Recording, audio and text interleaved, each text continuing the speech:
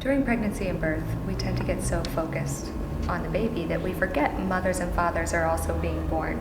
In your experience as an anthropologist throughout the world, how have you seen birth transform people?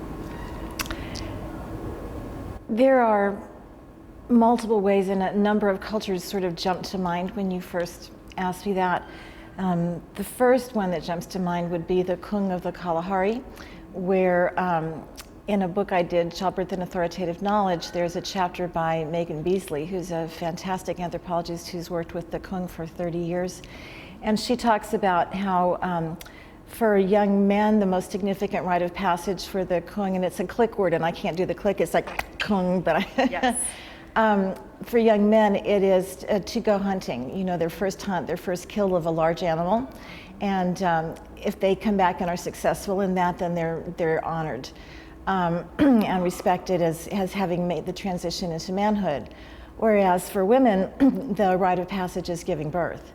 Yeah. And just as for men, the Cocoon are a very subtle tribe. They don't like bragging, and nobody comes back and boasts, I just killed my first giraffe, or I'm really cool, or no. It's like you come back and you say, well, really nothing, I didn't get anything, and and then you just kind of start distributing meat, and everybody knows that you got a lot. But if you say I got a lot, then everybody will just leave and not pay attention to you, because it's all about not sticking your head out too much.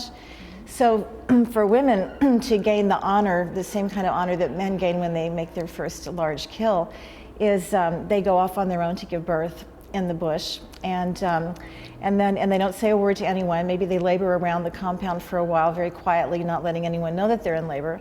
And then they go off and they give birth, perhaps assisted by their mother if it's their first baby. And then very quietly, without saying anything, they just come back and sit down under a tree and start nursing their babies. And then everyone notices, and then everyone comes over to congratulate the mother, and then she's honored for her stoicism and her warrior-like abilities and her own rite of passage. Among the Bariba of Benin and rural areas, this is still the case. In Papua New Guinea, there are various tribes and cultural groups where women give birth unassisted and are celebrated by the whole village when they do that successfully.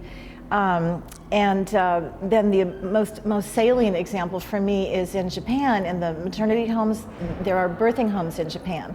Most births in Japan take place in the hospital, but in Japan there are still maternity homes where women can give, they're like birth centers, but the midwife lives in them, and women come there for prenatal care and then to labor and give birth.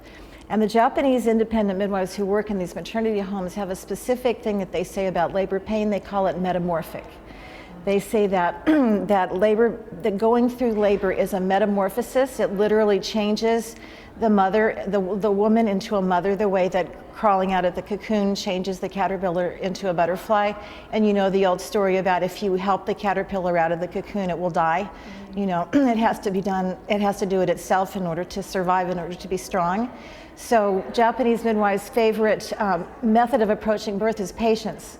The mother needs the metamorphic pain to help her grow herself and transform herself through the struggle of birth into a mother, having the patience to look deep down inside herself and see who she is.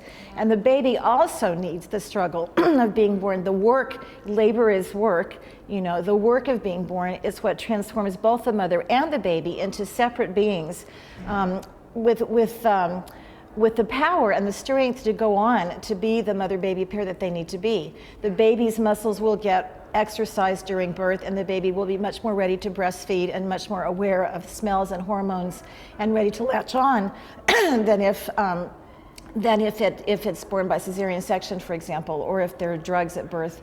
that will kind of reduce the baby's consciousness and reduce the flow of hormones, whereas the mother's metamorphosis releases massive doses of oxytocin while she's in labor, and then also in late labor, suddenly a flush of adrenaline that really gets her on a high and gives her the power and strength to push the baby out to open the cocoon, you know. And then right after that comes another flush, the biggest flush of oxytocin she'll ever get in her entire life, that transforms her in the moment of suffering, that the thing that was pain as she was pushing suddenly becomes, I mean, if you watch women's faces, like the second the baby's out and it was a natural birth, there's just this suffusion of joy and ecstasy in their expressions.